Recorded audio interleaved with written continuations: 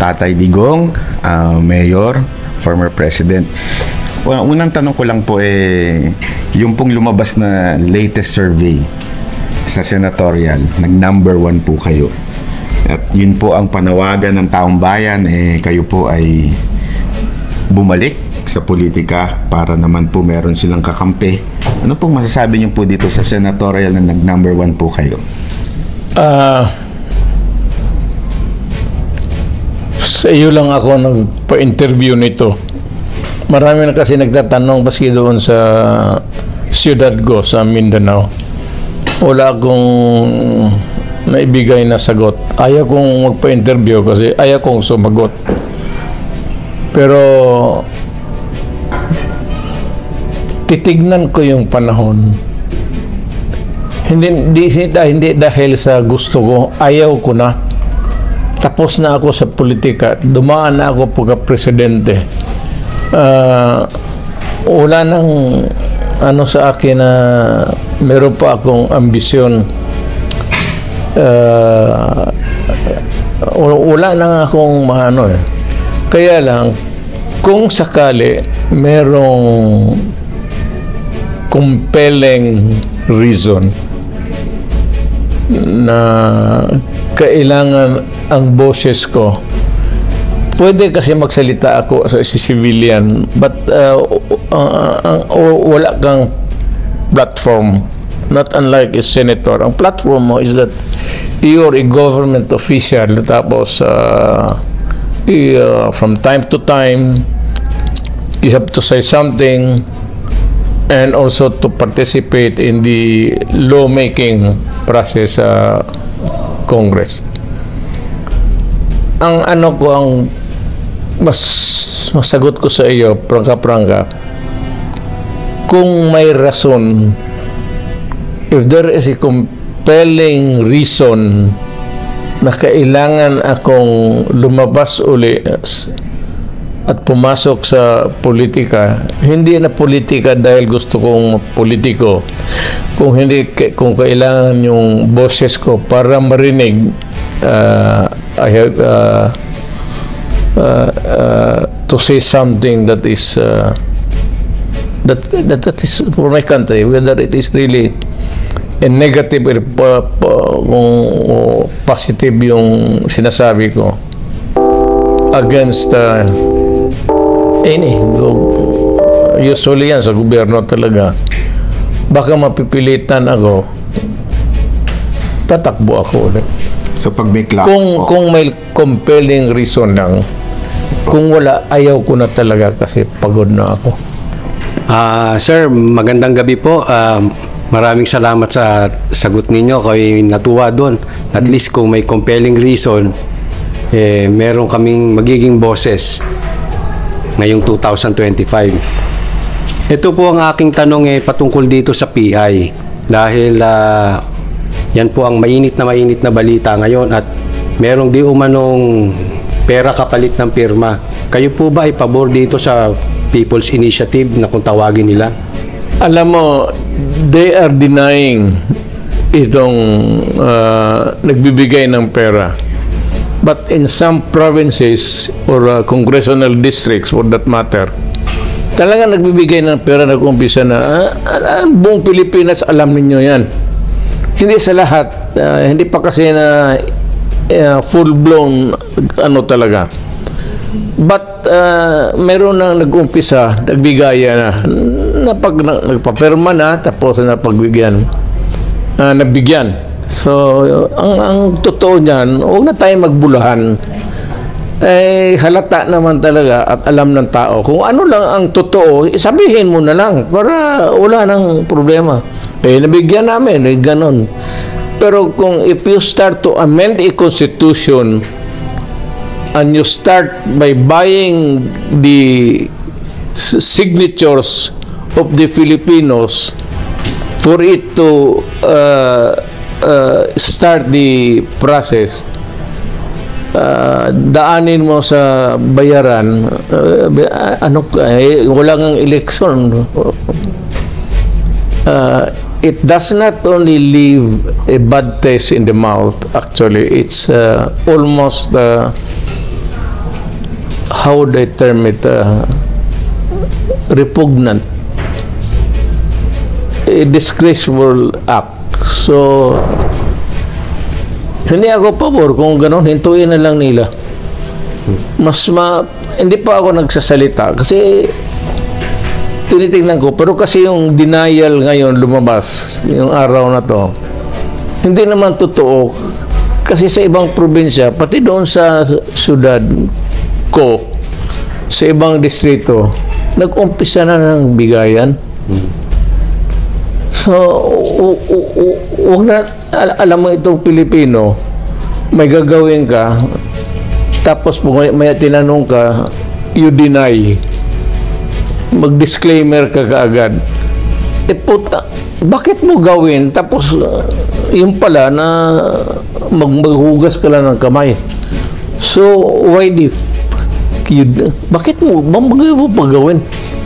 So, kung gawin mo, kailangan, the position is that you want the signatures kaagad because you want to change the Constitution. And that Constitution, gusto ninyong madalian, kaya kayo namimigay ng pera. Ang end result nito is that a new Constitution, if ever, it will just destroy the nation. It will open the floodgates of political abuses, pati the perpetuation of powers. Kung sino ngayon gusto nilang tumuloy-tumuloy. Hoy mga gago, kung mga ulol kayo, itong demokrasya natin sa Pilipinas, palit-palit ito. Ang problema, pag nandiyan kayo nakapwesto, gusto na ninyo habang panahon, hanggang apo ninyo sa... alam mo, demokrasya to. It simply means that at least there is, over time, we have to go into electoral process. If you are retained by the people, it's because you are performing well, hindi ka corrupt, maganda ang record mo. Pero kung masamang tao ka or you are an idiot, incorrigible, yan ang cleansing process ng demokrasya, elections. So, wag na tayo dyan yung, kasi ang maganda naman ang konstitusyon natin. Wala namang nangyayari. Wala namang patayan, walang dahil lang sa konstitusyon. Ang kalaban natin yung NPA, pero wala na halos. Tapos na. So, bakit pa tayo magpasok ng masakit ng ulo na alam ninyo na para manpat talaga sa in order to, you want to stay in power. Hindi na ganun nga ang gobyerno, Adre. Ang gobyerno dapat palit-palit. Huwag mong suluhin. Kaya nga may election para kung ayaw ng tao sa iyo, mapalitan ka. So, do not with the Constitution because it would mean only trouble for our country. We're okay. Wala tayong problema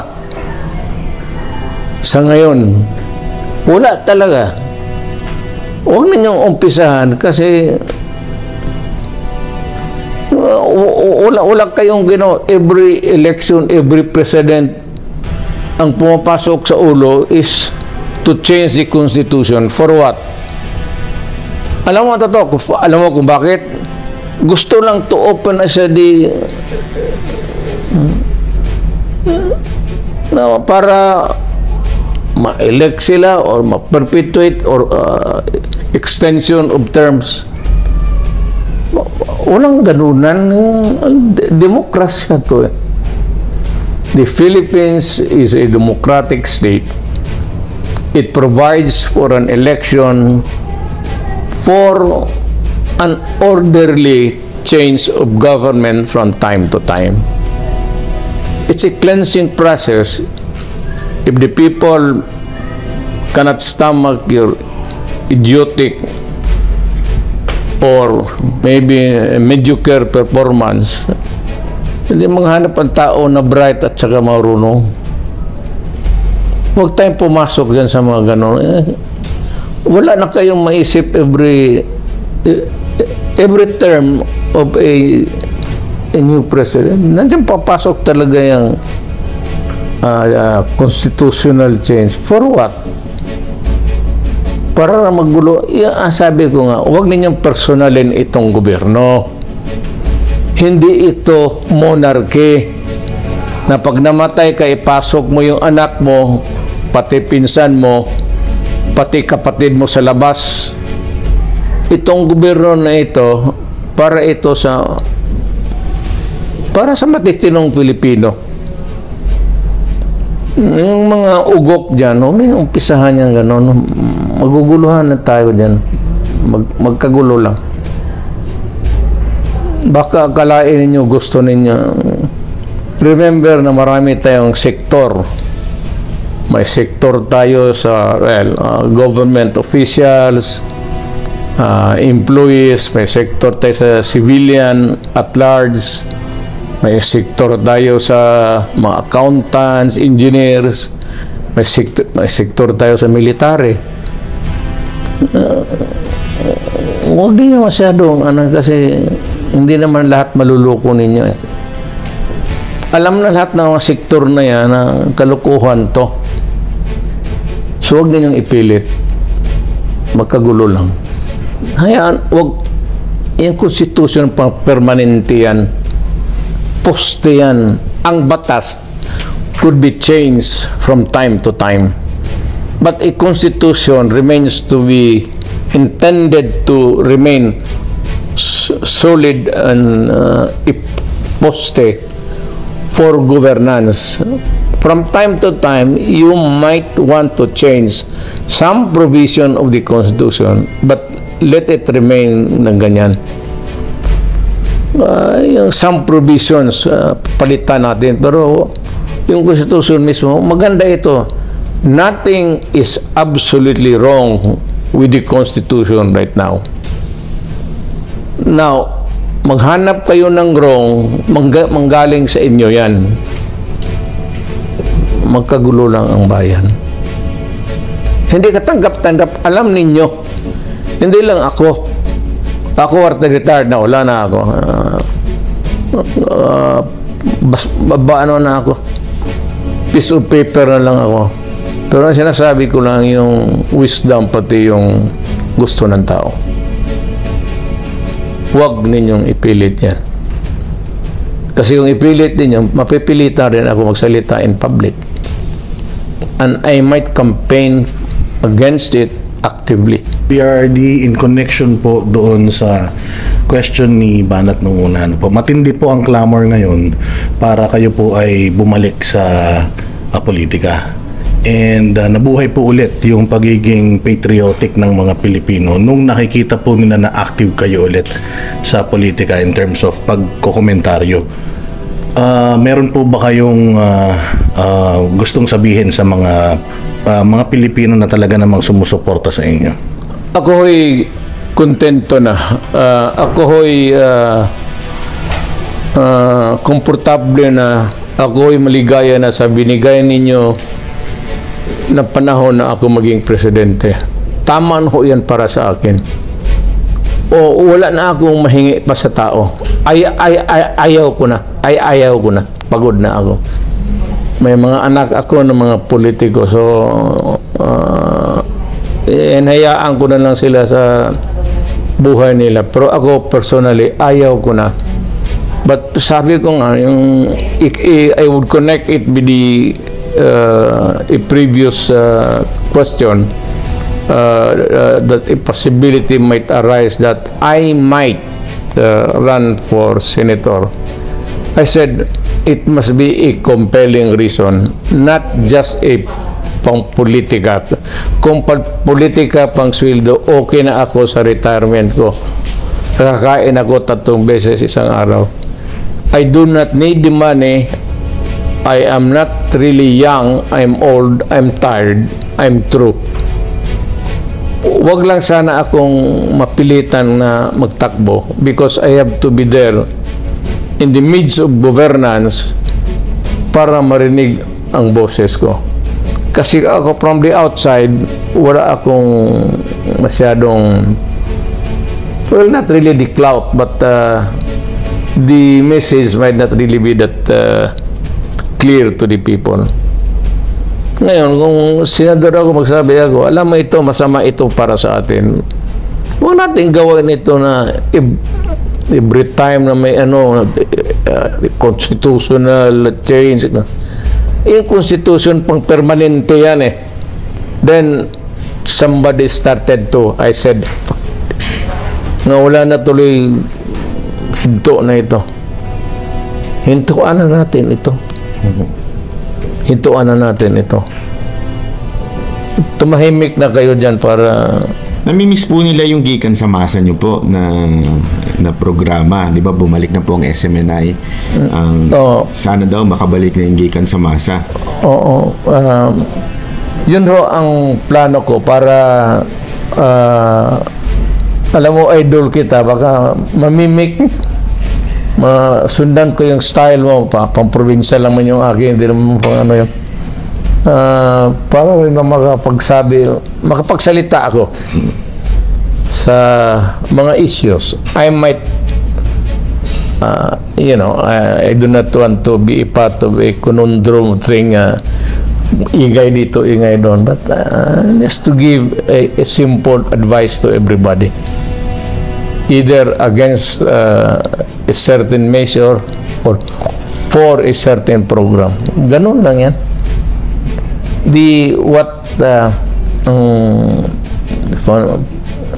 It's really all about my country.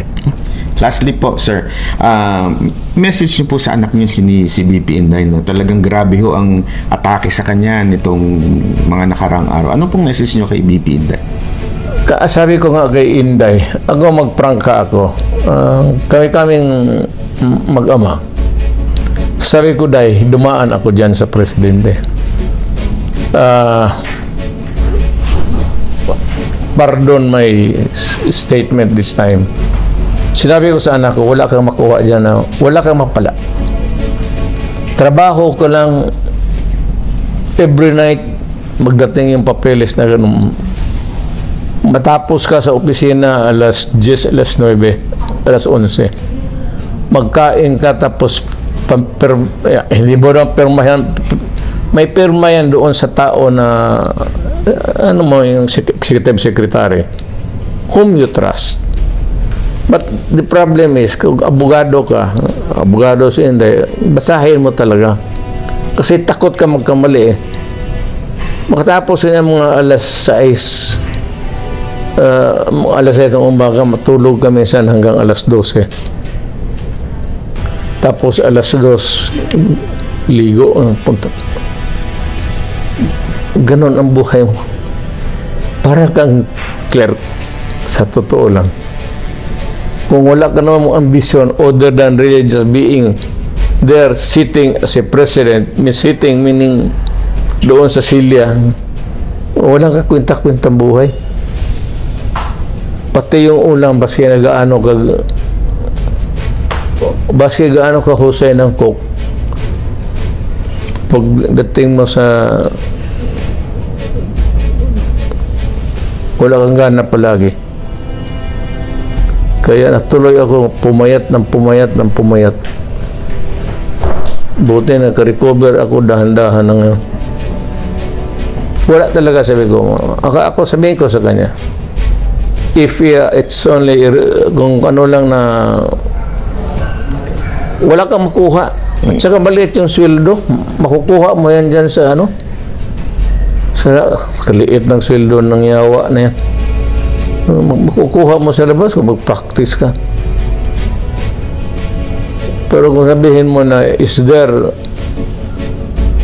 something in the presidency that would make you happy? Wala ho. I will not give it to anybody else. Kayo yung iba nang nagkikinig, talagang atat na atat kayo, go ahead. Pero para sa anak ko, yun ang masabi ko. But, you know, alam mo, ang buhay swerte-swerte. Kung ano may swerte niya, I will support her. Whatever that may be in the future.